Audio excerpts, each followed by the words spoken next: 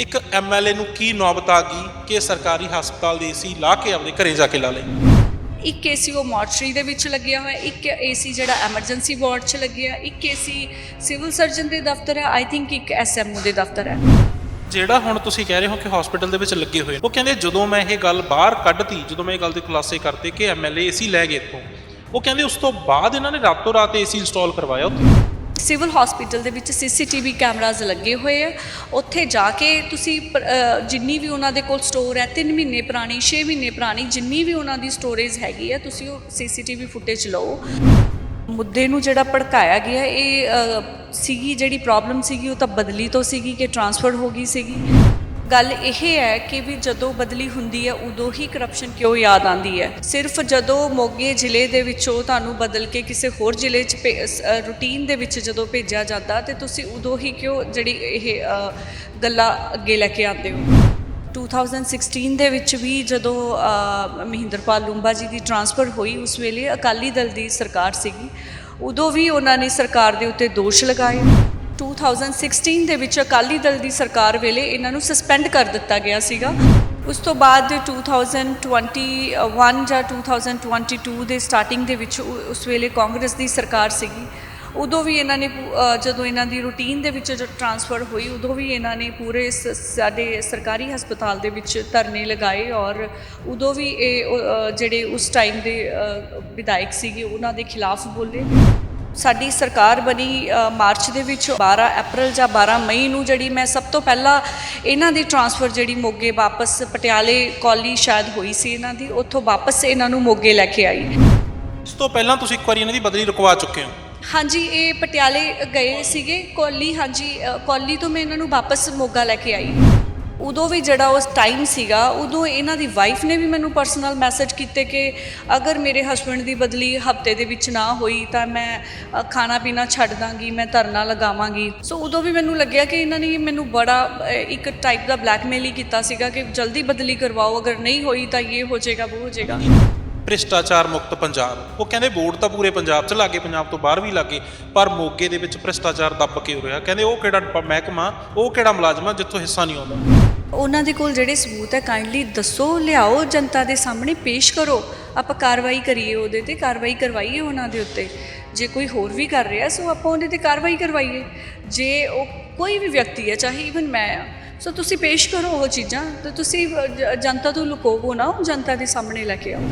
ਉਹ ਕਹਿੰਦੇ ਸਬੂਤ ਤਾਂ ਮੇਰੇ ਕੋਲ ਐਮਐਲਏ ਮੋਗਾ ਦੇ ਖਿਲਾਫ ਬਹੁਤ ਨੇ, ਪਰ ਜੇ ਮੈਂ ਸਾਰੇ ਜਨਤਕ ਕਰਤੇ ਕਹਿੰਦੇ ਮੇਰੀ ਜਾਨ ਜਾ ਸਕਦੀ ਹੈ, ਮੈਨੂੰ ਖਤਰਾ। ਇਹ ਐਡੇ ਵੱਡੇ ਬਲੈਕਮੇਲਰ ਹੈ। ਇਹਨਾਂ ਦੇ ਬੱਚੇ ਸਕੂਲ 'ਚ ਪੜ੍ਹਦੇ ਸੀਗੇ, ਸਾਡੇ ਮੋਗਾ ਵਿਖੇ ਬਲੂਮਿੰਗ ਵਰਡ ਸਕੂਲ ਹੈ, ਉੱਥੇ ਇਹਨਾਂ ਦੇ ਬੱਚੇ ਪੜ੍ਹਦੇ ਸੀ, ਉੱਥੇ ਵੀ ਧਰਨੇ ਲਗਾਉਣ ਲੱਗ ਗਏ ਜਾ ਕੇ। ਔਰ ਸਕੂਲ ਦੇ ਜਿਹੜੇ ਮਾਲਕ ਸੀਗੇ ਉਹਨਾਂ ਨੂੰ ਧਮਕੀਆਂ ਦੇਣ ਲੱਗ ਗਏ। ਇਹਨਾਂ ਸਕੂਲ ਵਾਲਿਆਂ ਨੂੰ ਇਹਨਾਂ ਦੇ ਬੱਚੇ ਇਨਵੈਸਟੀਗੇਟ ਕਰਨੇ ਪਏ ਇਹਨਾਂ ਦੀਆਂ ਧਮਕੀਆਂ ਤੋਂ ਤੰਗ ਆ ਕੇ, ਇਹਨਾਂ ਦੀ ਬਲੈਕਮੇਲਿੰਗ ਤੋਂ ਤੰਗ ਆ ਕੇ। ਫਿਰ ਇਹਨਾਂ ਨੇ ਉਹਨਾਂ ਤੋਂ ਮਾफ़ੀ ਮੰਗੀ, ਸੋ ਉਹਨਾਂ ਨੇ ਇਹਨਾਂ ਤੋਂ ਮਾफ़ੀ ਮੰਗਵਾ ਕੇ ਜਿਹੜਾ ਹੈਗਾ ਇਹਨਾਂ ਦੀ ਬੱਚੀ ਨੂੰ ਦੁਬਾਰਾ ਐਡਮਿਸ਼ਨ ਦਿੱਤੀ। ਸੋ ਇਹ ਇੱਦਾਂ ਦਾ ਇਹਨਾਂ ਦਾ ਰਿਕਾਰਡ ਹੈ। ਫਿਰ ਇਹਨਾਂ 'ਤੇ 2-3 ਦਰਖਾਸਤਾਂ ਜਿਹੜੀਆਂ ਹੈਗੀਆਂ ਇਹਨਾਂ ਦੇ ਪਿੰਡ ਦੇ ਸਰਪੰਚ ਨੇ ਦਿੱਤੀਆਂ ਹੋਈਆਂ ਬਲੈਕਮੇਲਿੰਗ ਦੀਆਂ। ਤੁਸੀਂ ਇੱਕ ਔਰਤ ਦਾ ਤੁਸੀਂ ਮਜ਼ਾਕ ਉਡਾਉਣਾ ਚਾਹੁੰਦੇ ਹੋ, ਤੁਸੀਂ ਵੈਸੇ ਹੀ ਸਭ ਨੂੰ ਇੱਕ ਮਸਾਲਾ ਚਾਹੀਦਾ ਹੈ ਆਪਣੇ 10-15 ਦਿਨ ਦੇ ਲਈ। ਤੁਸੀਂ ਪਹਿਲਾਂ ਉਸ ਚੀਜ਼ ਦੀ ਤਹਿ ਤੱਕ ਤਾਂ ਪਹੁੰਚੋ, ਤੁਸੀਂ ਦੇਖੋ ਤਾਂ ਸਹੀ ਕਿ ਰਿਐਲਿਟੀ ਕੀ ਹੈ। ਤੁਸੀਂ 1 ਮਿੰਟ ਦੇ ਵਿੱਚ ਸੋਸ਼ਲ ਮੀਡੀਆ 'ਤੇ ਕਿਸੇ ਇਨਸਾਨ ਨੂੰ ਬਦਨਾਮ ਕਰ ਦਿੰਦੇ ਹੋ। ਪਲੀਜ਼ ਇੱਦਾਂ ਨਾ ਕਰੋ, ਇੰਨਾ ਪੋਲੀਟਿਕਸ ਦਾ ਲੈਵਲ ਇੰਨਾ ਨੀਚੇ ਨਾ ਡਿੱਗੋ। ਔਰ ਤੁਹਾਨੂੰ ਸਿਰਫ ਅਗਰ ਮਸਾਲੇ ਲਗਾਉਣ ਦੇ ਲਈ ਤੁਹਾਨੂੰ ਕੋਈ ਚਾਹੀਦਾ ਹੈ ਕਿ ਵੀ ਹਾਂ ਅਸੀਂ ਉਹ ਕਰੀਏ, ਬਟ ਤੁਸੀਂ ਇਹ ਸੋਚੋ ਕਿ ਔਰਤਾਂ ਤਾਂ ਪਹਿਲਾਂ ਹੀ ਨਹੀਂ ਪੋਲੀਟਿਕਸ ਦੇ ਵਿੱਚ ਆਉਣਾ ਚਾਹੁੰਦੀਆਂ, ਉਹ ਤਾਂ ਪਹਿਲਾਂ ਹੀ ਡਰਦੀਆਂ ਨੇ ਇਸ ਗੰਦੀ ਰਾਜਨੀਤੀ ਤੋਂ। ਤੁਸੀਂ ਜੁੜੇ ਹੋ ਅੱਖਰ ਦੇ ਨਾਲ ਤੇ ਮੈਂ ਹਾਂ ਗਗਨਦੀਪ ਰਟੌਲ। ਨਵੀਂ ਸਰਕਾਰ ਦੇ ਨਵੇਂ ਵਿਧਾਇਕ ਲਗਾਤਾਰ ਚਰਚਾ 'ਚ ਰਹਿੰਦੇ ਨੇ ਤੇ ਅੱਜ ਕੱਲ੍ਹ ਚਰਚਾ ਦੇ ਵਿੱਚ ਨੇ ਮੋਗਾ ਤੋਂ ਆਮ ਆਦਮੀ ਪਾਰਟੀ ਦੇ ਵਿਧਾਇਕ ਡਾਕਟਰ ਅਮਨਦੀਪ ਕੌਰ ਅਰੋੜਾ। ਡਾਕਟਰ ਅਮਨਦੀਪ ਕੌਰ ਅਰੋੜਾ ਤੇ ਇਲਜ਼ਾਮ ਨੇ ਕਿ ਉਹਨਾਂ ਨੇ ਸਰਕਾਰੀ ਹਸਪੀਟਲ ਦੇ ਏਸੀ ਲਾ ਕੇ ਆਪਣੇ ਘਰੇ ਜਾ ਕੇ ਲਾ ਲਏ ਨੇ ਤੇ ਨਾਲੇ ਇਹ ਕਿਹਾ ਜਾ ਰਿਹਾ ਕਿ ਉਹ ਦੱਬ ਕੇ ਕਰਪਸ਼ਨ ਕਰ ਰਹੇ ਨੇ ਹਲਕੇ ਦੇ ਵਿੱਚ। ਤਾਂ ਮੇਰੇ ਨਾਲ ਨੇ, ਜਿੰਨੇ ਇਲਜ਼ਾਮ ਉਹਨਾਂ ਤੇ ਲੱਗੇ ਨੇ ਸਾਰੇ ਇਲਜ਼ਾਮਾਂ ਦੇ ਉਹਨਾਂ ਤੋਂ ਜਵਾਬ ਲਵਾਂਗੇ ਕਿ ਵਾਕਈ ਜੋ ਇਲਜ਼ਾਮ ਉਹਨਾਂ ਤੇ ਲੱਗੇ ਨੇ ਇਹ ਸੱਚੇ ਨੇ ਤੇ ਇਹਨਾਂ ਤੇ ਕੀ ਕਹਿਣਾ ਉਹਨਾਂ ਦਾ। ਤਾਂ ਮੇਰੇ ਨਾਲ ਨੇ, ਗੱਲਬਾਤ ਉਹਨਾਂ ਦੇ ਨਾਲ ਕਰਦੇ ਹਾਂ। ਸਤਿ ਸ਼੍ਰੀ ਅਕਾਲ ਮੈਡਮ। ਸਤਿ ਸ਼੍ਰੀ ਅਕਾਲ ਜੀ। ਸ਼ੁਕਰੀਆ ਪਹਿਲਾਂ ਤੁਸੀਂ ਸਾਨੂੰ ਸਮਾਂ। ਥੈਂਕ ਯੂ ਜੀ, ਥੈਂਕ ਯੂ ਸੋ ਮਚ। ਅੱਛਾ, ਇੱਕ ਐਮਐਲਏ ਨੂੰ ਕੀ ਨੌਬਤ ਆ ਗਈ ਕਿ ਸਰਕਾਰੀ ਹਸਪਤਾਲ ਦੇ ਏਸੀ ਲਾ ਕੇ ਆਪਦੇ ਘਰੇ ਜਾ ਕੇ ਲਾ ਲੇ? ਸਭ ਤੋਂ ਪਹਿਲਾਂ ਤਾਂ ਮੈਂ ਅੱਖਰ ਚੈਨਲ ਦੇਖਦੇ ਸਾਰੇ ਦਰਸ਼ਕਾਂ ਦਾ ਬਹੁਤ ਧੰਨਵਾਦ ਕਰਦੀ ਹਾਂ ਔਰ ਮੈਂ ਤੁਹਾਡਾ ਵੀ ਬਹੁਤ ਧੰਨਵਾਦ ਕਰਦੀ ਹਾਂ ਕਿ ਤੁਸੀਂ ਸਾਰਿਆਂ ਦੇ ਮੈਨੂੰ ਰੂਬਰੂ ਕਰਵਾਇਆ ਅੱਜ। ਔਰ ਸਭ ਤੋਂ ਪਹਿਲੀ ਗੱਲ ਇਹ ਹੈ ਵੀਰ ਜੀ ਕਿ ਮੈਂ ਪ੍ਰੋਫੈਸ਼ਨ ਤੋਂ ਇੱਕ ਡਾਕਟਰ ਹਾਂ ਔਰ ਮੇਰੇ ਹਸਬੈਂਡ ਵੀ ਡਾਕਟਰ ਹੈ। ਮੇਰੇ ਬ੍ਰਦਰ ਸਿਸਟਰ ਅਸੀਂ ਸਾਰੇ ਪਰਿਵਾਰਕ ਜਿੰਨੇ ਵੀ ਅਸੀਂ ਭੈਣ ਭਰਾ ਹੈਗੇ ਆ ਸਾਰੇ ਪਰਿਵਾਰ ਦੇ ਵਿੱਚ 6 ਮੈਂਬਰ ਅਸੀਂ ਡਾਕਟਰ ਹਾਂ। MLA ਬਣਨ ਤੋਂ ਪਹਿਲਾਂ MLA ਤਾਂ ਮੈਂ 2022 ਦੇ ਵਿੱਚ ਬਣੀ ਆ। ਉਸ ਤੋਂ ਪਹਿਲਾਂ ਵੀ ਮੇਰੇ ਘਰੇ ਏਸੀ ਸਾਰੇ ਘਰੇ ਸਾਡੇ ਹਸਪਤਾਲਾਂ ਦੇ ਵਿੱਚ ਜਿਹੜੇ ਸਾਡੇ ਮੇਰੇ ਪ੍ਰਾਈਵੇਟ ਹਸਪੀਟਲਸ ਆ ਉੱਥੇ ਵੀ ਏਸੀ ਲੱਗੇ ਹੋਏ ਸੀ, ਘਰਾਂ 'ਚ ਵੀ ਏਸੀ ਲੱਗੇ ਹੋਏ ਸੀਗੇ, ਗੱਡੀਆਂ ਵੀ ਸੀਗੀਆਂ, ਲਗਜ਼ਰੀ ਗੱਡੀਆਂ ਵੀ ਹੈਗੀਆਂ। ਔਰ MLA ਬਣਨ ਤੋਂ ਬਾਅਦ ਮੈਨੂੰ ਨਹੀਂ ਲੱਗਦਾ ਕਿ ਸਾਡੇ ਕੋਲ ਤਾਂ ਆਲਰੇਡੀ ਸਾਰੀਆਂ ਜਿਹੜੀਆਂ ਸੁੱਖ ਸਹੂਲਤਾਂ ਪਰਮਾਤਮਾ ਨੇ ਗੁਰੂ ਸਾਹਿਬ ਨੇ ਬਖਸ਼ੀਆਂ ਹੋਈਆਂ ਸੀਗੀਆਂ। ਅਗਰ ਕਿਸੇ ਦੇ ਘਰੇ ਨਾ ਵੀ ਹੁੰਦੀਆਂ ਕਿ ਕੋਈ ਇੰਨੀ ਨੀਚ ਹਰਕਤ ਕਰਦਾ ਕਿ ਸਰਕਾਰੀ ਹਸਪਤਾਲ ਦੇ ਵਿੱਚ ਜਿੱਥੋਂ ਅਸੀਂ ਜਾ ਕੇ ਦਾਨ ਦੇ ਕੇ ਆਉਂਦੇ ਹਾਂ ਚੀਜ਼ਾਂ, ਉੱਥੋਂ ਅਸੀਂ ਜਿਹੜੇ ਉਤਾਰ ਕੇ ਕੋਈ ਵੀ MLA ਜਾਂ ਕੋਈ ਵੀ ਇੱਕ ਅੱਛੀ ਸੋਚ ਦਾ ਮਾਲਕ ਵਿਅਕਤੀ ਇਹੋ ਜਿਹੀ ਨੀਚ ਹਰਕਤ ਨਹੀਂ ਕਰ ਸਕਦਾ। ਔਰ ਇਹ ਜਿਹੜਾ ਮੁੱਦੇ ਨੂੰ ਜਿਹੜਾ ਭੜਕਾਇਆ ਗਿਆ ਇਹ ਸੀਗੀ ਜਿਹੜੀ ਪ੍ਰੋਬਲਮ ਸੀਗੀ ਉਹ ਤਾਂ ਬਦਲੀ ਤੋਂ ਸੀਗੀ ਕਿ ਟਰਾਂਸਫਰ ਹੋ ਗਈ ਸੀਗੀ। ਕਿਉਂਕਿ 2016 ਦੇ ਵਿੱਚ ਵੀ ਜਦੋਂ ਮਹਿੰਦਰਪਾਲ ਲੂੰਬਾ ਜੀ ਦੀ ਟਰਾਂਸਫਰ ਹੋਈ ਉਸ ਵੇਲੇ ਅਕਾਲੀ ਦਲ ਦੀ ਸਰਕਾਰ ਸੀਗੀ। ਉਦੋਂ ਵੀ ਉਹਨਾਂ ਨੇ ਸਰਕਾਰ ਦੇ ਉੱਤੇ ਦੋਸ਼ ਲਗਾਏ। ਮੈਂ ਤੁਹਾਨੂੰ ਪੋਸਟ ਤੁਹਾਡੇ ਨਾਲ ਸ਼ੇਅਰ ਕਰਦੀ ਹਾਂ ਕਿ ਉਦੋਂ ਵੀ ਉਹਨਾਂ ਨੇ ਇਹੀ ਲਿਖਿਆ ਕਿ ਮੈਨੂੰ ਫਰੀਦਕੋਟ ਨਹੀਂ, ਮੈਨੂੰ ਤਾਂ ਪਠਾਨਕੋਟ ਭੇਜ ਦਿਓ। ਜਿਹੜੀ ਕਰਪਸ਼ਨ ਦੇ ਵਿਰੁੱਧ ਜਿਹੜਾ ਹੈਗਾ ਮੈਂ ਆਵਾਜ਼ ਉਠਾਉਂਦਾ ਰਹੂੰਗਾ। ਔਰ ਇਸ ਸਰਕਾਰ ਨੇ ਜਿਹੜਾ ਮੈਨੂੰ ਬਦਲਤਾ ਮੋਗੇ ਤੋਂ ਔਰ ਮੈਨੂੰ ਫਰੀਦਕੋਟ ਭੇਜ ਦਿੱਤਾ ਤੇ ਮੈਂ ਫਰੀਦਕੋਟ ਨਹੀਂ, ਤੁਸੀਂ ਮੈਨੂੰ ਪਠਾਨਕੋਟ ਭੇਜੋ। ਸੋ ਇੱਦਾਂ ਦੀ ਇਹਨਾਂ ਨੇ ਪੋਸਟ ਜਿਹੜੀ ਪਾਈ, ਉਦੋਂ ਵੀ ਧਰਨੇ ਲਗਾਏ ਔਰ ਜਿਹੜੇ ਸਾਡੇ ਉਸ ਟਾਈਮ ਉੱਥੋਂ ਦੇ ਲੀਡਰ ਸਾਹਿਬਾਨ ਸੀਗੇ ਉਹਨਾਂ ਤੇ ਵੀ ਇਹਨਾਂ ਨੇ ਇਲਜ਼ਾਮਾਤ ਲਗਾਏ। ਉਸ ਤੋਂ ਬਾਅਦ 2021 ਜਾਂ 2022 ਦੇ ਸਟਾਰਟਿੰਗ ਦੇ ਵਿੱਚ ਉਸ ਵੇਲੇ ਕਾਂਗਰਸ ਦੀ ਸਰਕਾਰ ਸੀਗੀ। ਉਦੋਂ ਵੀ ਇਹਨਾਂ ਨੇ ਜਦੋਂ ਇਹਨਾਂ ਦੀ ਰੂਟੀਨ ਦੇ ਵਿੱਚ ਟਰਾਂਸਫਰ ਹੋਈ ਉਦੋਂ ਵੀ ਇਹਨਾਂ ਨੇ ਪੂਰੇ ਸਾਡੇ ਸਰਕਾਰੀ ਹਸਪਤਾਲ ਦੇ ਵਿੱਚ ਧਰਨੇ ਲਗਾਏ ਔਰ ਉਦੋਂ ਵੀ ਇਹ ਜਿਹੜੇ ਉਸ ਟਾਈਮ ਦੇ ਵਿਧਾਇਕ ਸੀਗੇ ਉਹਨਾਂ ਦੇ ਖਿਲਾਫ ਬੋਲੇ। ਬਟ ਗੱਲ ਇਹ ਹੈ ਕਿ ਵੀ ਜਦੋਂ ਬਦਲੀ ਹੁੰਦੀ ਹੈ ਉਦੋਂ ਹੀ ਕਰਪਸ਼ਨ ਕਿਉਂ ਯਾਦ ਆਉਂਦੀ ਹੈ? ਉਸ ਤੋਂ ਪਹਿਲਾਂ ਕਰਪਸ਼ਨ ਨਹੀਂ ਹੋ ਰਹੀ ਹੁੰਦੀ ਹੈ ਜਾਂ ਨਹੀਂ ਹੋ ਰਹੀ ਹੁੰਦੀ? ਸਿਰਫ ਜਦੋਂ ਮੋਗੇ ਜ਼ਿਲ੍ਹੇ ਦੇ ਵਿੱਚੋਂ ਤੁਹਾਨੂੰ ਬਦਲ ਕੇ ਕਿਸੇ ਹੋਰ ਜ਼ਿਲ੍ਹੇ 'ਚ ਰੂਟੀਨ ਦੇ ਵਿੱਚ ਜਦੋਂ ਭੇਜਿਆ ਜਾਂਦਾ ਤੇ ਤੁਸੀਂ ਉਦੋਂ ਹੀ ਕਿਉਂ ਜਿਹੜੀ ਇਹ ਗੱਲਾਂ ਅੱਗੇ ਲੈ ਕੇ ਆਉਂਦੇ ਹੋ? ਔਰ ਦੂਸਰੀ ਗੱਲ ਜਿਹੜੀ ਮੈਂ ਤੁਹਾਡੇ ਨਾਲ ਸਾਰਿਆਂ ਦੇ ਨਾਲ ਕਰਨਾ ਚਾਹੁੰਦੀ ਹਾਂ ਕਿ ਮਹਿੰਦਰਪਾਲ ਲੂੰਬਾ ਜੀ ਦਰਜਾ 3 ਸਾਡੇ ਸਰਕਾਰੀ ਹਸਪਤਾਲ ਮੋਗਾ ਦੇ ਵਿਖੇ ਕਰਮਚਾਰੀ ਨੇ, MPHW ਹੈਲਥ ਵਰਕਰ ਨੇ ਇਹ। ਔਰ ਸਰਕਾਰੀ ਡਿਊਟੀ ਕਰਨ ਦੇ ਦੌਰਾਨ ਇਹ ਤੁਸੀਂ ਅਗਰ ਇਹਨਾਂ ਦਾ ਪੇਜ ਦੇਖੋਗੇ ਤਾਂ ਇਹ ਸਰਕਾਰੀ ਹਸਪਤਾਲ 'ਚ ਘੱਟ ਸਾਡੇ ਪੂਰੇ ਜ਼ਿਲ੍ਹੇ ਦੇ ਵਿੱਚ ਜਿੱਥੇ ਵੀ ਕੋਈ ਕੈਂਪ ਲੱਗਿਆ ਹੁੰਦਾ ਸਿਵਲ ਹਸਪੀਟਲ ਵੱਲੋਂ ਨਹੀਂ, ਅਲੱਗ-ਅਲੱਗ NGOs ਵੱਲੋਂ ਜਿਹੜਾ ਹੁੰਦਾ ਉੱਥੇ ਇਹ ਆਪਣਾ ਪੂਰਾ ਯੋਗਦਾਨ ਦੇ ਰਹੇ ਹੁੰਦੇ ਆ। ਉੱਥੇ ਇਹ ਆਪਣੇ ਭਾਸ਼ਣ ਦਿੰਦੇ ਆ ਔਰ ਪੋਲੀਟੀਕਲ ਐਕਟੀਵਿਟੀਜ਼ ਜਿਹੜੀਆਂ ਹੈਗੀਆਂ ਨੇ ਉਹ ਕਰਦੇ ਆ ਆਪਣੀਆਂ। ਔਰ 2016 ਦੇ ਵਿੱਚ ਮੈਂ ਉਹ ਵੀ ਤੁਹਾਡੇ ਨਾਲ ਸ਼ੇਅਰ ਕਰਾਂਗੀ, ਮੈਂ ਤੁਹਾਨੂੰ ਭੇਜਦੀ ਹਾਂ। 2016 ਦੇ ਵਿੱਚ ਅਕਾਲੀ ਦਲ ਦੀ ਸਰਕਾਰ ਵੇਲੇ ਇਹਨਾਂ ਨੂੰ ਸਸਪੈਂਡ ਕਰ ਦਿੱਤਾ ਗਿਆ ਸੀਗਾ। ਉਸ ਦੇ ਉੱਤੇ ਜੋ ਮੇਨ ਰੀਜ਼ਨ ਦਿੱਤੇ ਗਏ ਸੀ ਉਹਦੇ ਵਿੱਚ ਇਹ ਸੀਗੇ ਕਿ ਇੱਕ ਤਾਂ ਜਿਹੜਾ ਹੈਗਾ ਇਹ ਧਰਨਾ ਮੁਜ਼ਾਹਰਾ ਕਰਦੇ ਆ, ਆਪਣੇ ਉੱਚ ਅਧਿਕਾਰੀਆਂ ਦੀ ਜਿਹੜੇ ਉਹਨਾਂ ਦੀ ਕਹਿਣੇ ਦੀ ਪਾਲਣਾ ਨਹੀਂ ਕਰਦੇ। ਔਰ ਤੀਸਰਾ ਉਹਦੇ ਵਿੱਚ ਇਹ ਕਾਰਨ ਦਿੱਤਾ ਹੋਇਆ ਕਿ ਇਹ ਪੋਲੀਟੀਕਲ ਐਕਟੀਵਿਟੀਜ਼ ਦੇ ਵਿੱਚ ਇਨਵੋਲਵ ਰਹਿੰਦੀ ਹੈ ਇੱਕ ਸਰਕਾਰੀ ਕਰਮਚਾਰੀ ਹੋ ਕੇ ਵੀ। ਔਰ ਹਮੇਸ਼ਾ ਜਿਹੜਾ ਆਪਣੀ ਇਹਨਾਂ ਨੇ ਜਥੇਬੰਦੀ ਬਣਾਈ ਆ ਉਸ ਦਾ ਡਰਾਬਾ ਦੇ ਕੇ ਜਿਹੜਾ ਹੈਗਾ ਆਪਣੇ ਅਫਸਰ ਸਹਿਬਾਨਾਂ ਨੂੰ ਡਰਾਇਆ ਜਾਂਦਾ। ਔਰ 2022 ਦੇ ਵਿੱਚ ਜਦੋਂ ਆਮ ਆਦਮੀ ਪਾਰਟੀ ਦੀ ਸਰਕਾਰ ਬਣੀ, ਇਹ ਮੇਰੇ ਕੋਲ ਔਰ ਸਾਡੇ ਹੋਰ ਵੀ ਸਾਡੇ ਪਾਰਟੀ ਦੇ ਲੀਡਰ ਸਾਹਿਬਾਨਾਂ ਦੇ ਕੋਲ ਗਏ। ਇਹਨਾਂ ਨੇ ਮੈਨੂੰ ਉਦੋਂ ਇਹ ਕਿਹਾ ਕਿ ਤੁਹਾਡੇ ਕਰਕੇ ਜਿਹੜੀ ਮੇਰੀ ਬਦਲੀ ਇੱਥੋਂ ਮੋਗੇ ਤੋਂ ਕਾਂਗਰਸ ਸਰਕਾਰ ਨੇ ਕਾਂਗਰਸ ਦੇ ਜਿਹੜੇ ਸਾਡੇ ਵਿਧਾਇਕ ਸੀਗੇ ਉਹਨਾਂ ਨੇ ਕਰਵਾਤੀ ਸੀ ਕਿਉਂਕਿ ਮੈਂ ਜਿਹੜਾ ਤੁਹਾਨੂੰ ਸਪੋਰਟ ਕਰ ਰਿਹਾ ਸੀਗਾ। ਔਰ ਸਾਡੀ ਸਰਕਾਰ ਬਣੀ ਮਾਰਚ ਦੇ ਵਿੱਚ ਔਰ ਅਪ੍ਰੈਲ ਜਾਂ ਮਈ ਦੇ ਵਿੱਚ, ਮੈਨੂੰ ਐਗਜ਼ੈਕਟ ਯਾਦ ਨਹੀਂ, 12 ਅਪ੍ਰੈਲ ਜਾਂ 12 ਮਈ ਨੂੰ ਜਿਹੜੀ ਮੈਂ ਸਭ ਤੋਂ ਪਹਿਲਾਂ ਇਹਨਾਂ ਦੀ ਟਰਾਂਸਫਰ ਜਿਹੜੀ ਮੋਗੇ ਵਾਪਸ ਪਟਿਆਲੇ ਕੌਲੀ ਸ਼ਾਇਦ ਹੋਈ ਸੀ ਇਹਨਾਂ ਦੀ, ਉੱਥੋਂ ਵਾਪਸ ਇਹਨਾਂ ਨੂੰ ਮੋਗੇ ਲੈ ਕੇ ਆਈ। ਔਰ ਉਦੋਂ ਵੀ ਐਕਚੁਅਲੀ ਗੱਲ ਇਹ ਹੋਈ ਕਿ ਉਦੋਂ ਵੀ ਜਿਹੜਾ ਉਸ ਟਾਈਮ ਸੀਗਾ, ਉਦੋਂ ਇਹਨਾਂ ਦੀ ਵਾਈਫ ਨੇ ਵੀ ਮੈਨੂੰ ਪਰਸਨਲ ਮੈਸੇਜ ਕੀਤੇ ਕਿ ਅਗਰ ਮੇਰੇ ਹਸਬੈਂਡ ਦੀ ਬਦਲੀ ਹਫਤੇ ਦੇ ਵਿੱਚ ਨਾ ਹੋਈ ਤਾਂ ਮੈਂ ਖਾਣਾ ਪੀਣਾ ਛੱਡ ਦਾਂਗੀ, ਮੈਂ ਧਰਨਾ ਲਗਾਵਾਂਗੀ। ਔਰ ਇਹ ਤੁਹਾਡੀ ਸਰਕਾਰ ਦੇ ਵਿੱਚ 2022 ਦੇ ਵਿੱਚ ਇਹਨਾਂ ਦੀ ਵਾਈਫ ਵੱਲੋਂ ਤੁਹਾਨੂੰ ਧਮਕੀਆਂ ਦਿੱਤੀਆਂ ਗਈਆਂ? ਜੀ, ਇਹਨਾਂ ਦੀ ਵਾਈਫ ਨੇ ਮੈਨੂੰ ਕਿਹਾ ਕਿ ਅਗਰ ਮੇਰੇ ਹਸਬੈਂਡ ਦੀ ਬਦਲੀ ਤੁਹਾਡੇ ਕਰਕੇ ਹੋਈ ਹੈ, ਕਿ ਉਹ ਤੁਹਾਨੂੰ ਸਪੋਰਟ ਕਰ ਰਹੇ ਸੀਗੇ ਔਰ ਇਸ ਕਰਕੇ ਉਹਨਾਂ ਨੇ ਬਦਲੀ ਕਰਵਾਤੀ ਸੀਗੀ, ਕਿਉਂਕਿ 2022 ਦੇ ਵਿੱਚ ਸਾਡੇ ਜਿਹੜੇ ਜ਼ਿਲ੍ਹੇ ਦੇ ਨੋਡਲ ਆਫੀਸਰ ਸੀਗੇ ਮੋਗੇ ਵਿਖੇ, ਚੋਣ ਕਮਿਸ਼ਨ ਦਫ਼ਤਰ ਵੱਲੋਂ ਵੀ ਇਹਨਾਂ ਦੀ ਕੰਪਲੇਂਟ ਹੋਈ ਸੀਗੀ। ਇੱਕ ਤਾਂ ਇਹਨਾਂ ਦੀ ਹੋਈ ਸੀਗੀ ਕਿ ਇਹ ਸਰਕਾਰੀ ਕਰਮਚਾਰੀ ਹੁੰਦੇ ਹੋਏ ਵੀ ਇਹਨਾਂ ਨੇ ਦੇਸ਼ ਦੇ ਪ੍ਰਧਾਨ ਮੰਤਰੀ ਜੀ ਦੇ ਖਿਲਾਫ ਬਹੁਤ ਭੱਦੀ ਸ਼ਬਦਾਵਲੀ ਆਪਣੀ ਫੇਸਬੁੱਕ ਤੇ ਵਰਤੀ ਸੀ, ਉਹਨਾਂ ਦੀਆਂ ਪੋਸਟਾਂ ਪਾਈਆਂ ਸੀ। ਦੂਸਰਾ, ਇਹ ਪੋਲੀਟੀਕਲ ਐਕਟੀਵਿਟੀਜ਼ ਦੇ ਵਿੱਚ ਇਨਵੋਲਵ ਸੀਗੇ, ਇਸ ਕਰਕੇ ਜਿਹੜਾ ਸਾਡੇ ਚੋਣ ਦਫ਼ਤਰ ਸੀਗਾ ਕਮਿਸ਼ਨ, ਉਹਨਾਂ ਨੇ ਇਹਨਾਂ ਦੇ ਖਿਲਾਫ ਇੱਕ ਜਿਹੜੀ ਹੈਗੀ ਸੀ ਕੰਪਲੇਂਟ ਦਿੱਤੀ ਸੀਗੀ, ਇਹਨਾਂ ਤੇ ਕਾਰਵਾਈ ਦੀ ਮੰਗ ਕੀਤੀ ਸੀਗੀ। ਸਾਡੇ ਨੋਡਲ ਅਫਸਰ ਨੇ, ਉਦੋਂ ਐਸਡੀਐਮ ਸਾਡੇ ਸਤਵੰਤ ਸਿੰਘ ਜੀ ਸੀਗੇ, ਉਹਨਾਂ ਨੇ ਜਿਹੜੀ ਇਹਨਾਂ ਦੇ ਖਿਲਾਫ ਇਹ ਕਾਰਵਾਈ ਦੀ ਮੰਗ ਕੀਤੀ ਸੀਗੀ ਔਰ ਕੰਪਲੇਂਟ ਗਈ ਸੀ। ਔਰ ਜਦੋਂ ਇਹਨਾਂ ਦੀ ਬਦਲੀ ਮੈਂ ਚਲੋ ਮੈਨੂੰ ਲੱਗਿਆ ਕਿ ਕੋਈ ਦੂਰ ਜਾ ਰਹੇ ਹੈ, ਸੋ ਮੈਂ ਸਭ ਤੋਂ ਪਹਿਲਾਂ ਇੱਕ ਦੋ ਬਦਲੀਆਂ ਸੀਗੀਆਂ, ਇੱਕ ਹੋਰ ਸੀਗੀ ਬਦਲੀ, ਇਹਨਾਂ ਨੂੰ ਮੋਗੇ ਵਾਪਸ ਲੈ ਕੇ ਆਈ ਔਰ ਇਹਨਾਂ ਨੇ ਆਪਣੀ ਫੇਸਬੁੱਕ ਤੇ ਬੜਾ ਧੰਨਵਾਦ ਕੀਤਾ ਮੈਨੂੰ, ਛੋਟੀ ਭੈਣ ਦਾ ਧੰਨਵਾਦ। ਔਰ ਮੈਂ ਵੀ ਬੜੀ ਖੁਸ਼ ਸੀਗੀ ਕਿ ਚਲੋ ਕੋਈ ਪਟਿਆਲੇ ਜਾ ਰਿਹਾ ਸੀਗਾ ਕਿ ਉਹ ਮੋਗੇ ਵਾਪਸ ਆ ਗਏ ਆ। ਬਟ ਮੈਂ ਇੱਕ ਕੁਐਸਚਨ, ਜਿਸ ਤਰ੍ਹਾਂ ਲੂੰਬਾ ਜੀ ਹੁਣ ਕਰ ਰਹੇ ਆ, ਮੈਂ ਲੂੰਬਾ ਜੀ ਤੋਂ ਪੁੱਛਣਾ ਚਾਹੁੰਦੀ ਹਾਂ ਕਿ ਲੂੰਬਾ ਜੀ ਨੂੰ ਵੀ ਮੈਂ ਵਾਪਸ ਲੈ ਕੇ ਆਈ ਸੀਗੀ, ਸੋ ਲੂੰਬਾ ਜੀ ਨੇ ਮੈਨੂੰ ਕੋਈ ਰਿਸ਼ਵਤ ਦਿੱਤੀ ਸੀਗੀ? ਅਗਰ ਉਹ ਕਹਿ ਰਹੇ ਆ ਕਿ ਇਹ ਕਰਪਸ਼ਨ ਕਰ ਰਹੇ ਆ, ਸੋ ਲੂੰਬਾ ਜੀ ਮੈਨੂੰ ਗੁਰਦੁਆਰਾ ਸਾਹਿਬ ਜਾ ਕੇ ਦੱਸ ਦੇਣ ਕਿ ਲੂੰਬਾ ਜੀ ਤੋਂ ਕਿੰਨੇ ਪੈਸੇ ਲੱਤੇ ਸੀਗੇ ਮੈਂ ਲੂੰਬਾ ਜੀ ਦੀ ਬਦਲੀ ਕਰਵਾਉਣ ਦੇ ਲਈ। ਔਰ ਇਹਨਾਂ ਦੇ ਇੱਕ ਬੜੇ ਸਾਡੇ ਹੋਰ ਸਤਿਕਾਰਯੋਗ ਸ਼ਖਸੀਅਤ ਨੇ ਉੱਥੇ ਮੋਗਾ ਵਿਖੇ, ਉਹਨਾਂ ਦੀ ਬੇਟੀ ਦੀ ਮੈਂ ਬਦਲੀ ਕਰਵਾਈ ਸੀਗੀ, ਉਹ ਵੀ ਗੁਰਦੁਆਰਾ ਸਾਹਿਬ ਜਾ ਕੇ ਕਹਿ ਦੇਣ ਕਿ ਵੀ ਮੈਡਮ ਨੇ ਸਾਡੇ ਤੋਂ ਇੱਕ ਸਿੰਗਲ ਪੈਨੀ ਵੀ ਜਿਹੜੀ ਸੀਗੀ, ਇਹ ਮਠਿਆਈ ਦੇ ਡੱਬੇ ਜ਼ਰੂਰ ਦੋਨੋਂ ਜਾਣੇ ਲੈ ਕੇ ਆਏ ਸੀਗੇ ਮੇਰੇ ਕੋਲ ਬਦਲੀਆਂ ਹੋਣ ਤੋਂ ਬਾਅਦ, ਕਿ ਵੀ ਮੂੰਹ ਮਿੱਠਾ ਕਰਵਾਉਣ ਦੇ ਲਈ, ਕਿ ਧੰਨਵਾਦ ਕਰਨ ਦੇ ਲਈ। ਅਦਰਵਾਈਜ਼ ਮੈਨੂੰ ਗੁਰਦੁਆਰਾ ਸਾਹਿਬ ਜਾ ਕੇ ਕਹਿ ਦੇਣ ਕਿ ਵੀ ਹਾਂ ਇਹ ਅਗਰ ਮੈਂ ਕਰਪਟ ਹਾਂ ਤਾਂ ਫਿਰ ਤਾਂ ਮੈਂ ਸਾਰਿਆਂ ਤੋਂ ਲਊਂਗੀ, ਇਹਨਾਂ ਤੋਂ ਵੀ ਲਿੱਤੇ ਹੋਣਗੇ।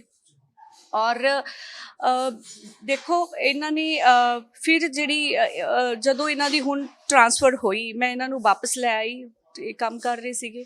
ਹੁਣ ਵੀ NGOs ਦੇ ਵਿੱਚ ਜਿਹੜੇ ਹੈਗੇ ਆ, ਇਹ 2-3 NGOs ਦੇ ਨਾਲ ਇਨਵੋਲਵ ਨੇ, ਉੱਥੇ ਆਪਣੀਆਂ ਪੂਰੀਆਂ ਐਕਟੀਵਿਟੀਜ਼ ਕਰਦੇ ਆ ਇਹ। ਔਰ ਦੂਸਰਾ, ਮੈਂ ਇੱਕ ਕਹਿ ਰਹੇ ਸੀਗੇ ਕਿ ਮੈਂ ਮੋਗੇ ਨੂੰ ਲਾਵਾਰਿਸ ਨਹੀਂ ਛੱਡਣਾ ਚਾਹੁੰਦਾ, ਸੋ ਇਹਨਾਂ ਦੀ ਟੀਮ ਦੇ ਵਿੱਚ 12 ਤੋਂ 14 ਮੈਂਬਰਸ ਹੈਗੇ ਆ, ਜਿਹਦੇ ਵਿੱਚ ਸਾਰਿਆਂ ਦੀ ਜਿਹੜੀ ਸੁਪਰਵਾਈਜ਼ਰ ਸੀਗੇ ਇਹ ਉਹਦੀ ਵੀ ਜਿਹੜੀ ਹੈਗੀ ਆ ਡਿਊਟੀ ਲਗਾ ਦਿੱਤੀ ਗਈ ਸੀਗੀ। ਔਰ ਦੂਸਰੇ ਮੈਂਬਰਸ ਵੀ ਬਹੁਤ ਅੱਛੀ ਤਰ੍ਹਾਂ ਕੰਮ ਕਰ ਰਹੇ ਆ। ਕਦੇ ਵੀ ਕੋਈ ਇੱਕ ਅਗਰ ਡਾਕਟਰ ਕਵੇ ਕਿ ਸਰਜਰੀ ਸਿਰਫ ਮੇਰੇ ਕਰਕੇ ਅੱਛੀ ਹੋਗੀ, ਇਹ ਕਹਿਣਾ ਠੀਕ ਨਹੀਂ ਹੁੰਦਾ, ਕਿਉਂਕਿ ਟੀਮ ਵਰਕ ਹੁੰਦਾ, ਪੂਰੀ ਟੀਮ ਮਿਲ ਕੇ ਕੰਮ ਕਰਦੀ ਹੈ।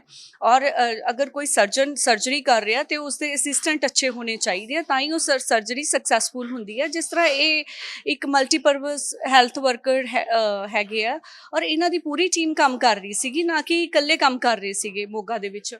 ਸੋ ਸਭ ਤੋਂ ਵੱਡਾ ਸਵਾਲ ਇਹ ਪੈਦਾ ਹੁੰਦਾ ਇਸ ਦੇ ਵਿੱਚ ਕਿ ਕੋਈ ਵੀ ਸਰਕਾਰੀ ਕਰਮਚਾਰੀ ਹੈ, ਚਾਹੇ ਉਹ ਕਲਾਸ 1 ਆਫਿਸਰ ਹੈ, ਕਲਾਸ 2 ਹੈ, ਜਾਂ ਦਰਜਾ 3 ਕਰਮਚਾਰੀ ਹੈ, ਜਾਂ ਦਰਜਾ 4 ਕਰਮਚਾਰੀ ਹੈ, ਸਰਕਾਰੀ ਨੌਕਰੀ ਦਾ ਜਿਹੜਾ ਹੈਗਾ ਅਸੂਲ ਹੈ ਕਿ ਇਹਦੇ ਬਦਲੀਆਂ ਜਿਹੜੀਆਂ ਹੈਗੀਆਂ ਨੇ ਉਹ ਰੂਟੀਨ ਦੇ ਵਿੱਚ ਹੁੰਦੀਆਂ ਨੇ, ਉਹ ਇੱਕ ਜੌਬ ਦਾ ਪਾਰਟ ਹੁੰਦਾ ਹੈ।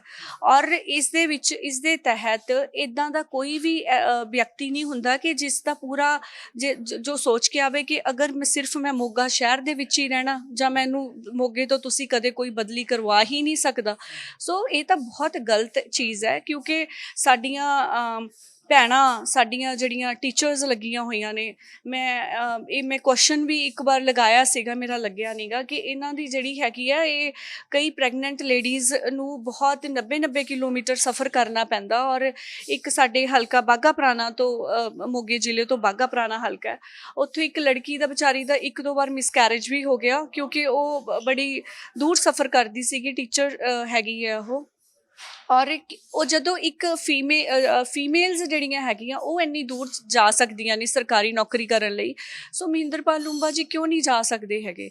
ਔਰ ਮਹਿੰਦਰਪਾਲ ਲੂੰਬਾ ਜੀ ਦੀ ਜਿਸ ਦਿਨ ਬਦਲੀ ਹੋਈ, ਇਹਨਾਂ ਨੇ ਮੈਨੂੰ ਟੈਕਸਟ ਕੀਤਾ, ਮੈਨੂੰ ਪਹਿਲਾਂ ਇਹਨਾਂ ਦੀ ਫੋਨ ਕਾਲ ਆਈ ਔਰ ਉਸ ਤੋਂ ਬਾਅਦ ਟੈਕਸਟ ਕੀਤਾ ਇਹਨਾਂ ਨੇ ਮੈਨੂੰ WhatsApp ਤੇ, ਔਰ ਲਿਖਿਆ ਕਿ ਵੀ ਕੀ ਮੈਨੂੰ ਤੁਸੀਂ ਸਜ਼ਾ ਦਿੱਤੀ ਹੈ ਕਿ ਵੀ ਮੈਂ ਤੁਹਾਨੂੰ ਬਲੱਡ ਕੈਂਪ ਦੇ ਵਿੱਚ ਨਹੀਂ ਬੁਲਾਇਆ। ਮੈਂ ਉੱਥੇ ਹੀ ਆਉਣ ਵਾਲਾ ਸੀਗਾ ਕਿ ਤੁਹਾਨੂੰ ਇਸ ਗੱਲ ਦਾ ਗੁੱਸਾ ਸੀ ਕਿ ਤੁਸੀਂ ਉਹਨਾਂ ਨੂੰ ਬਲੱਡ ਕੈਂਪ ਦੇ ਵਿੱਚ ਨਹੀਂ ਬੁਲਾਇਆ।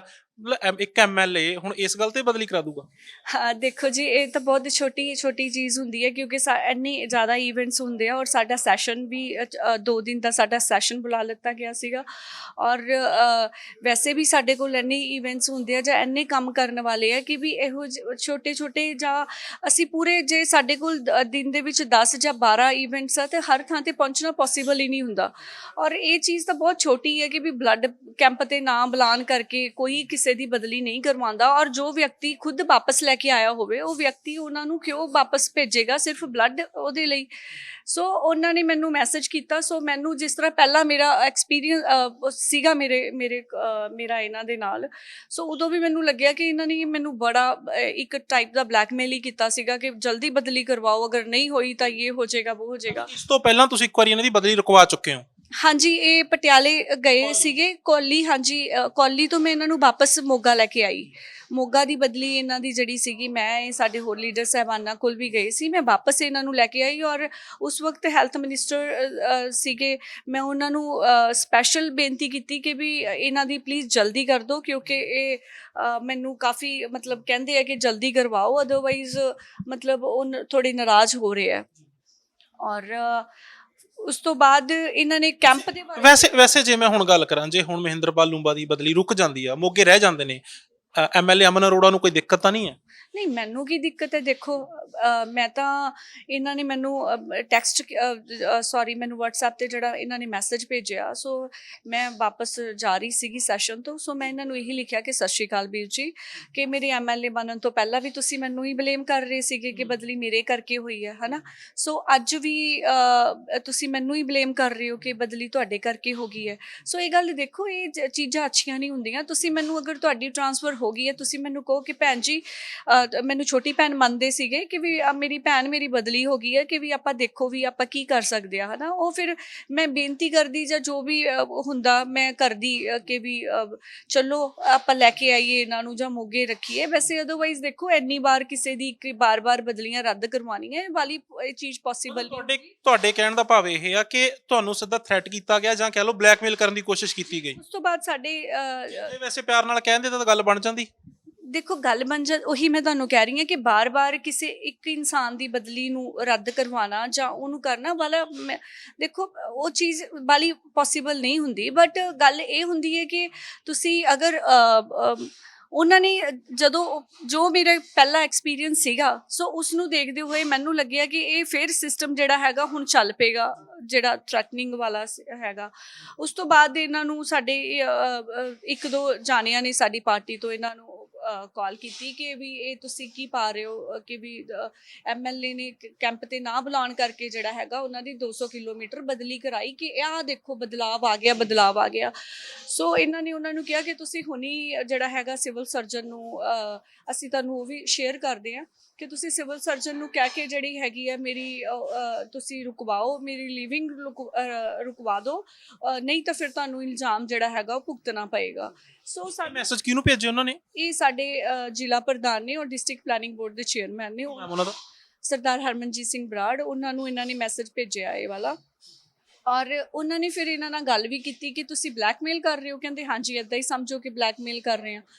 ਔਰ ਉਸ ਤੋਂ ਬਾਅਦ ਫਿਰ 2 ਦਿਨ ਬਾਅਦ ਇਹਨਾਂ ਨੇ ਟ੍ਰੈਂਡ ਹੀ ਚੇਂਜ ਕਰਤਾ ਕਿ ਜੀ ਇਹਨਾਂ ਨੇ ਨਛੱਤਰ ਭਵਨ ਸਾਡੇ ਮੋਗੇ ਇੱਕ ਹਾਲ ਦੇ ਵਿੱਚ ਇਹਨਾਂ ਨੇ ਸਪੀਚ ਦਿੰਦੇ ਹੋਏ ਕਿਹਾ ਕਿ ਮੈਂ ਤਾਂ ਜੀ ਹੋਰ ਵੀ ਬੜਾ ਕੁਛ ਮੈਂ ਬੋਲਣਾ ਚਾਹੁੰਦਾ ਕਿ ਮੈਡਮ 3 AC ਜਿਹੜੇ ਹੈਗੇ ਆ ਮੈਡਮ ਆਪਣੀ ਸਰਕਾਰੀ ਕੋਠੀ 'ਚ ਚੰਡੀਗੜ੍ਹ ਲੈ ਗਈ, ਜਦੋਂ ਕਿ ਐਵਰੀਵਨ ਨੋਜ਼ ਕਿ ਉਹ ਜਿਹੜੇ ਸਾਨੂੰ ਫਲੈਟ ਮਿਲਦੇ ਆ ਚੰਡੀਗੜ੍ਹ ਵਿਖੇ ਉਹ ਫੁੱਲੀ ਫਰਨਿਸ਼ਡ ਹੁੰਦੇ ਆ, ਉੱਥੇ ਆਲਰੇਡੀ AC ਇੰਸਟਾਲਡ ਸੀਗੇ ਔਰ ਸਰਵਿਸ ਕਰਵਾ ਕਿ ਉਹ ਸਾਨੂੰ ਐਜ਼ ਇਟ ਇਜ਼ ਉੱਦਾਂ ਹੀ ਦੇ ਦਿੰਦੇ ਆ।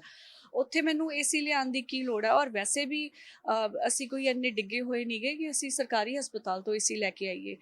ਔਰ ਫਿਰ ਉਸ ਤੋਂ ਬਾਅਦ ਇਹਨਾਂ ਨੇ ਇੱਕ ਇੰਟਰਵਿਊ ਦੇ ਵਿੱਚ ਕਿਹਾ ਕਿ ਵੀ ਸੂਤਰਾਂ ਦੇ ਮਤਲਬ ਸਾਨੂੰ ਜਿਹੜੀ ਹੈਗੀ ਆ ਭਰੋਸੇਯੋਗ ਸੂਤਰਾਂ ਤੋਂ ਪਤਾ ਚੱਲਿਆ ਕਿ ਇੱਕ ਏਸੀ ਮੈਡਮ ਨੇ ਆਪਣੀ ਜਿਹੜਾ ਦਫ਼ਤਰ ਦੇ ਵਿੱਚ ਲਗਾ ਲਿਆ ਇੱਥੇ ਮੋਗੇ, ਔਰ ਇੱਕ ਏਸੀ ਜਿਹੜਾ ਹੈਗਾ ਉਹ ਚੰਡੀਗੜ੍ਹ ਆਪਣੀ ਦਫ਼ਤਰ 'ਚ ਜਾਂ ਕੋਠੀ 'ਚ ਲੈ ਗਏ। ਨਾ ਤਾਂ ਮੇਰਾ ਚੰਡੀਗੜ੍ਹ ਕੋਈ MLAs ਦਾ ਦਫ਼ਤਰ ਹੁੰਦਾ, ਔਰ ਜਿਹੜੀ ਸਾਡੇ ਫਲੈਟ ਮਿਲੇ ਹੋਏ ਆ ਉੱਥੇ ਆਲਰੇਡੀ ਏਸੀ ਉਹ ਤੁਸੀਂ ਪਤਾ ਕਰ ਸਕਦੇ ਹੋ, ਆਲਰੇਡੀ ਉਹ ਇੰਸਟਾਲਡ ਹੁੰਦੇ ਆ, ਉਹ ਸਰਕਾਰੀ। ਪਰ ਜਿਹੜਾ ਹੁਣ ਤੁਸੀਂ ਕਹਿ ਰਹੇ ਹੋ ਕਿ ਹਸਪੀਟਲ ਦੇ ਵਿੱਚ ਲੱਗੇ ਹੋਏ ਨੇ, ਆਪਰੇਸ਼ਨ ਥੀਏਟਰ ਦੇ ਵਿੱਚ ਏਸੀ ਇੰਸਟਾਲ ਕੀਤਾ, ਉਹ ਕਹਿੰਦੇ ਜਦੋਂ ਮੈਂ ਇਹ ਗੱਲ ਬਾਹਰ ਕੱਢਤੀ, ਜਦੋਂ ਮੈਂ ਇਹ ਗੱਲ ਦੇ ਖੁਲਾਸੇ ਕਰਤੇ ਕਿ MLA ਏਸੀ ਲੈ ਗਏ ਇੱਥੋਂ, ਉਹ ਕਹਿੰਦੇ ਉਸ ਤੋਂ ਬਾਅਦ ਇਹਨਾਂ ਨੇ ਰਾਤੋਂ ਰਾਤ ਏਸੀ ਇੰਸਟਾਲ ਕਰਵਾਇਆ ਉੱਥੇ।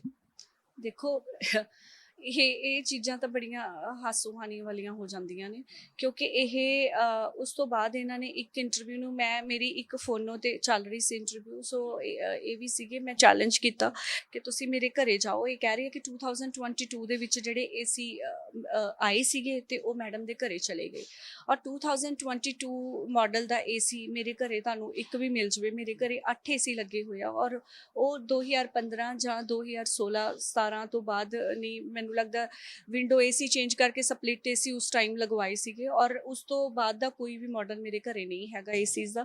ਫਿਰ ਇਹਨਾਂ ਨੇ ਆਪਣੀ ਬਿਆਨਬਾਜ਼ੀ ਚੇਂਜ ਕਰਤੀ ਕਿ ਨਹੀਂ ਦਫ਼ਤਰ ਲੱਗੇ ਆ।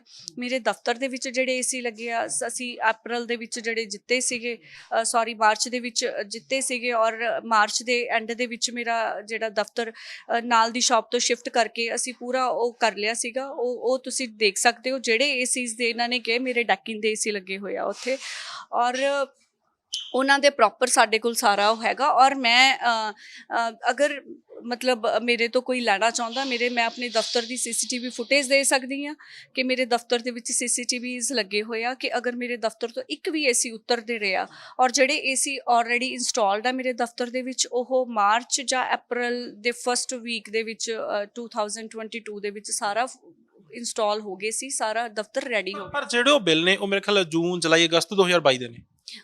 2022 ਜੂਨ ਜੁਲਾਈ ਅਗਸਤ ਪਤਾ ਨਹੀਂ, ਮੈਨੂੰ ਮੰਥ ਦਾ ਨਹੀਂ ਪਤਾ ਮੈਨੂੰ, ਬਟ ਉਹਨਾਂ ਨੇ ਜੋ ਬਿੱਲ ਸ਼ੋਅ ਕੀਤੇ ਕਿ ਫਿਰ ਉਹਦੇ ਤੋਂ ਉਹ ਇੱਕ ਇੰਟਰਵਿਊ ਦੇ ਵਿੱਚ ਕਹਿ ਰਹੇ ABC ਵਾਲਿਆਂ ਨੂੰ, ਦਿੱਤੀ ਪੰਜਾਬ ਵਾਲਿਆਂ ਨੂੰ, ਕਿ ਦੱਸਣਯੋਗ ਸੂਤਰਾਂ ਦੇ ਮੁਤਾਬਕ ਇੱਕ ਮੈਡਮ ਦਾ ਚੰਡੀਗੜ੍ਹ ਦਫ਼ਤਰ 'ਚ ਲੱਗਿਆ ਜੀ, ਇੱਕ ਮੈਡਮ ਦਾ ਮੋਗੇ ਦਫ਼ਤਰ 'ਚ ਲੱਗਿਆ। ਫਿਰ ਇੱਕ ਲੋਕ ਆਵਾਜ਼ ਚੈਨਲ ਵਾਲਿਆਂ ਨੇ ਜਦੋਂ ਲੱਤੀ ਉਹਨਾਂ ਦੀ ਇੰਟਰਵਿਊ, ਉਹਦੇ ਵਿੱਚੋਂ ਕਹਿ ਰਹੇ ਆ ਕਿ ਜੀ ਦੱਸਣ ਵਾਲਿਆਂ ਦੇ, ਭਰੋਸੇਯੋਗ ਸੂਤਰਾਂ ਦੇ ਦੱਸਣ ਵਾਲਿਆਂ ਦੇ ਮੁਤਾਬਕ ਇੱਕ ਏਸੀ ਮੋਗੇ ਦਫ਼ਤਰ ਤੇ ਇੱਕ ਏਸੀ ਚੰਡੀਗੜ੍ਹ ਇਹਨਾਂ ਦੀ ਕੋਠੀ 'ਚ ਲੱਗਿਆ ਹੋਇਆ। ਉਹ ਚੰਡੀਗੜ੍ਹ ਵਾਲੀ ਕੋਠੀ ਹੈ ਹੀ ਨਹੀਂ, ਇੱਥੇ ਤਾਂ ਫਲੈਟ ਹੈ ਜਿਹੜਾ ਸਾਨੂੰ ਮਿਲਿਆ ਹੋਇਆ।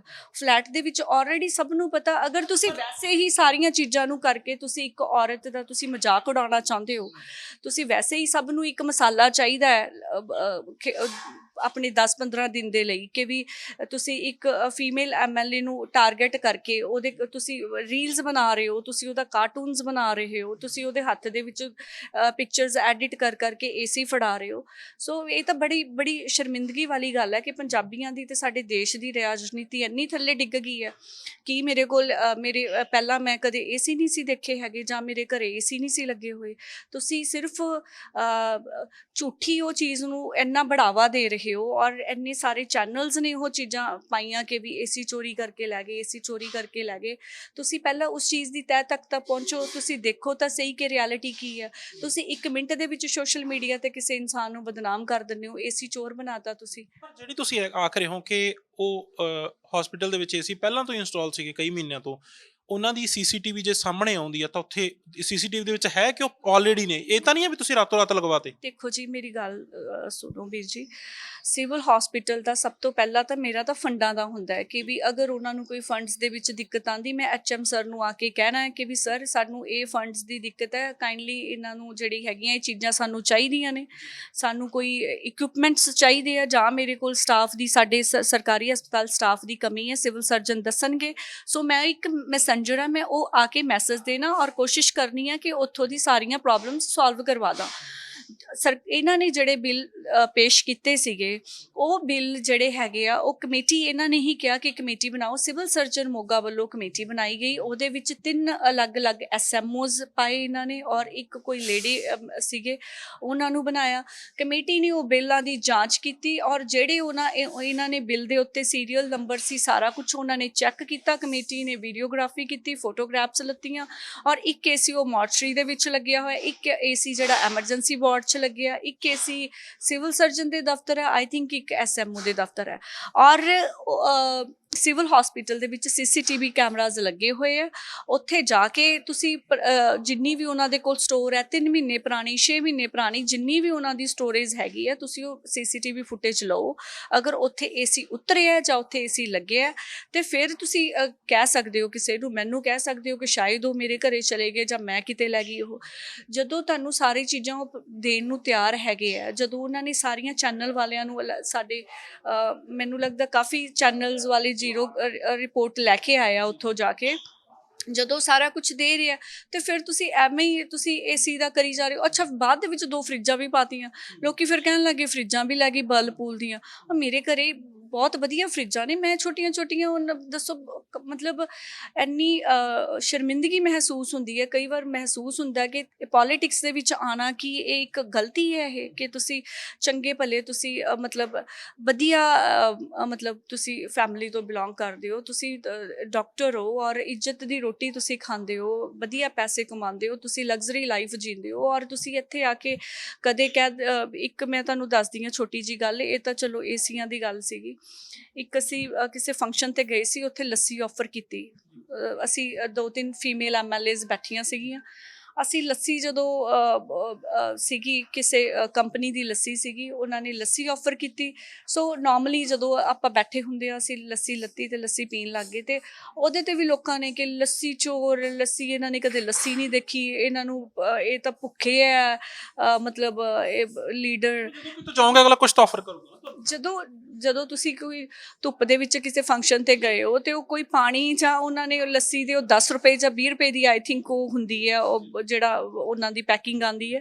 ਸੋ ਦੱਸੋ ਤੁਸੀਂ ਕਿ 20 ਰੁਪਏ ਦੀ ਜਾਂ 10 ਰੁਪਏ ਦੀ ਲੱਸੀ, ਅਸੀਂ ਮੈਂ ਪੰਜਾਬ 'ਚ ਰਹਿੰਦੀ ਹਾਂ, ਜਾਂ ਮੇਰੇ ਨਾਲ ਜਿਹੜੀਆਂ ਹੋਰ ਫੀਮੇਲ ਐਮਐਲਏ ਸੀਗੀਆਂ, ਅਸੀਂ ਸਾਰੀਆਂ ਪੰਜਾਬੀ ਹਾਂ, ਕੀ ਅਸੀਂ ਕਦੇ ਲੱਸੀ ਨਹੀਂ ਦੇਖੀ? ਜਾਂ ਅਸੀਂ ਵੇਟ ਕਰ ਰਹੀਆਂ ਸੀਗੀ ਉਹ ਵੀ ਐਮਐਲਏ ਬਣ ਕੇ ਫਿਰ ਲੱਸੀ ਦਾ ਲੁਤਫ ਅਸੀਂ ਲਵਾਂਗੇ ਕਿ ਵੀ ਲੱਸੀ ਦਾ ਟੇਸਟ ਦੇਖਾਂਗੇ?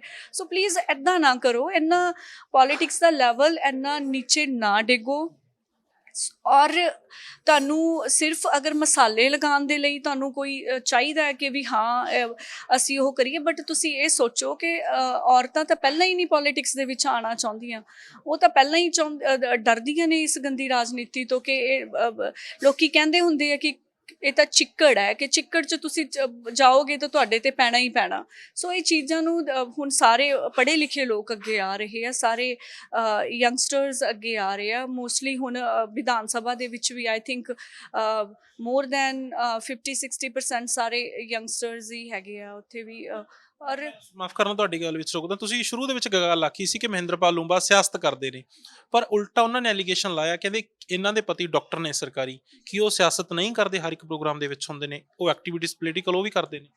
ਦੇਖੋ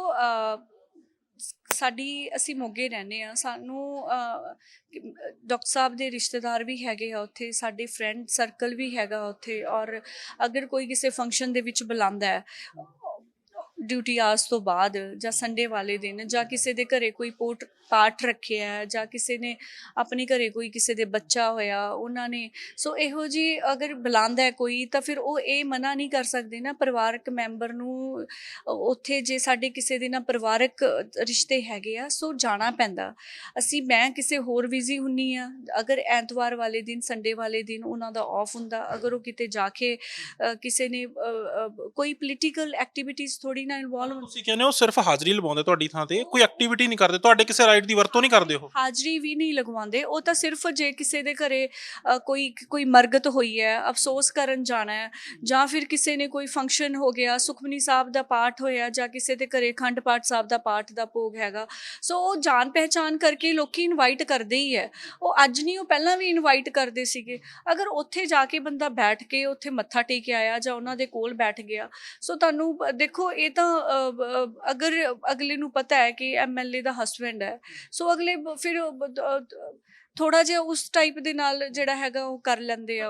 ਦੂਜਾ ਉਹਨਾਂ ਨੇ ਇੱਕ ਸਭ ਤੋਂ ਜਿਹੜਾ ਗੰਭੀਰ ਇਲਜ਼ਾਮ ਆ ਤੁਹਾਡੀ ਸਰਕਾਰ ਦੀ, ਤਾਂ ਲਾਈਨ ਇਹੀ ਹੈ ਵੀ ਭ੍ਰਿਸ਼ਟਾਚਾਰ ਮੁਕਤ ਪੰਜਾਬ। ਉਹ ਕਹਿੰਦੇ ਬੋਰਡ ਤਾਂ ਪੂਰੇ ਪੰਜਾਬ 'ਚ ਲੱਗੇ, ਪੰਜਾਬ ਤੋਂ ਬਾਹਰ ਵੀ ਲੱਗੇ, ਪਰ ਮੋਗੇ ਦੇ ਵਿੱਚ ਭ੍ਰਿਸ਼ਟਾਚਾਰ ਦੱਬ ਕੇ ਹੋ ਰਿਹਾ। ਕਹਿੰਦੇ ਉਹ ਕਿਹੜਾ ਮਹਿਕਮਾ, ਉਹ ਕਿਹੜਾ ਮੁਲਾਜ਼ਮ ਆ ਜਿੱਥੋਂ ਹਿੱਸਾ ਨਹੀਂ ਆਉਂਦਾ?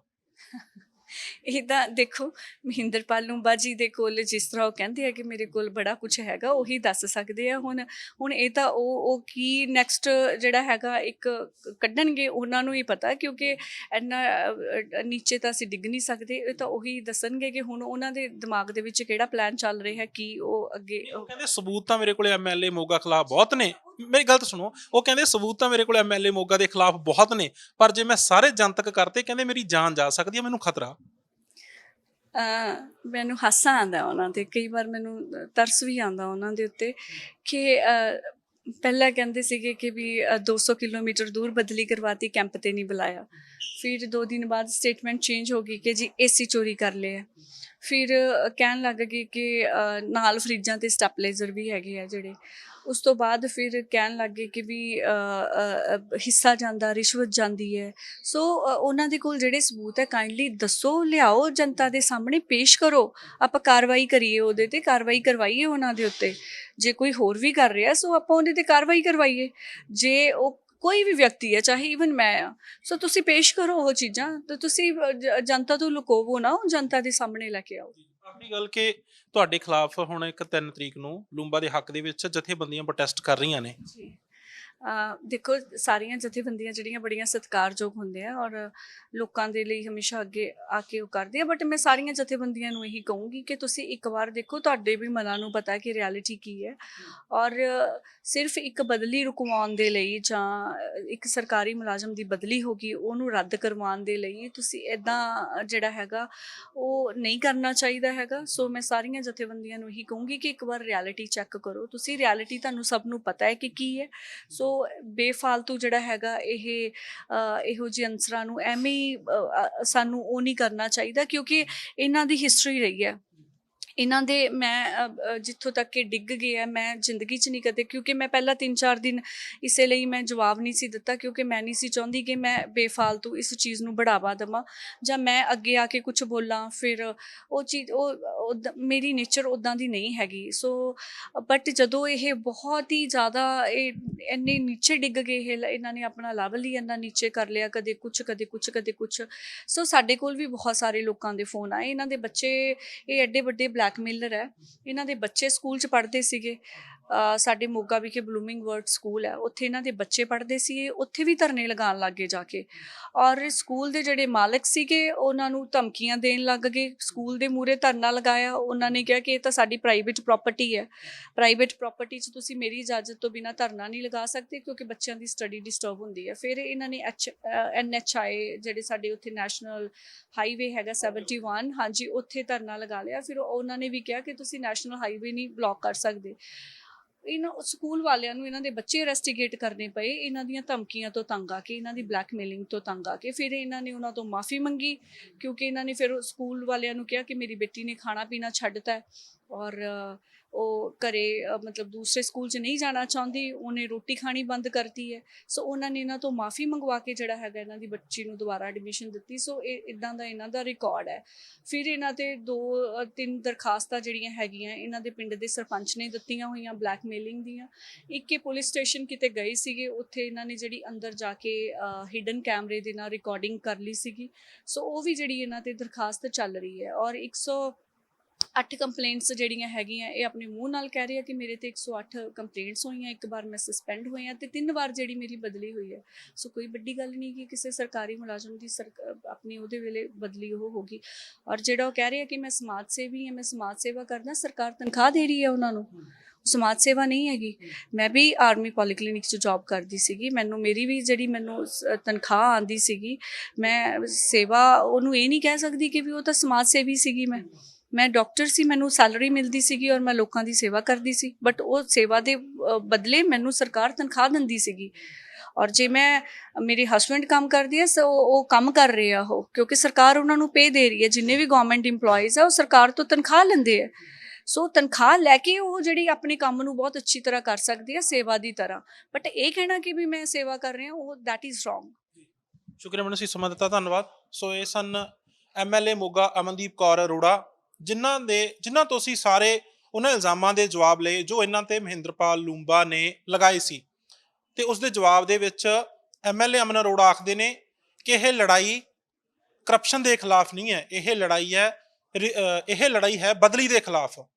ਕਿਉਂਕਿ ਮਹਿੰਦਰਪਾਲ ਲੂੰਬਾ ਅਸਲ ਦੇ ਵਿੱਚ ਮੋਗਾ ਤੋਂ ਕਿਉਂ ਨਹੀਂ ਜਾਣਾ ਚਾਹੁੰਦੇ, ਇਹ ਵੀ ਐਮਐਲਏ ਅਮਨ ਅਰੋੜਾ ਨੇ ਸਵਾਲ ਖੜਾ ਕੀਤਾ ਕਿ ਵਾਰ-ਵਾਰ ਬਦਲੀ ਕਰਾ ਕੇ ਉਹ ਮੋਗੇ ਹੀ ਕਿਉਂ ਰਹਿਣਾ ਚਾਹੁੰਦੇ ਨੇ, ਕੀ ਹਿੱਤ ਉਹਨਾਂ ਦੇ ਜੁੜੇ ਨੇ ਮੋਗਾ ਦੇ ਨਾਲ। ਤੇ ਹੋਰ ਵੀ ਬਹੁਤ ਸਾਰੇ ਐਲੀਗੇਸ਼ਨ ਨੇ ਜਿਹੜੇ ਡਾਕਟਰ ਅਮਨ ਨੇ ਮਹਿੰਦਰਪਾਲ ਲੂੰਬਾ ਤੇ ਲਗਾਏ ਨੇ, ਤੇ ਕੋਸ਼ਿਸ਼ ਕਰਾਂਗੇ ਮਹਿੰਦਰਪਾਲ ਲੂੰਬਾ ਤੋਂ ਵੀ ਇਹਨਾਂ ਸਾਰੇ ਇਲਜ਼ਾਮਾਂ ਦੇ ਜਵਾਬ ਲਈਏ।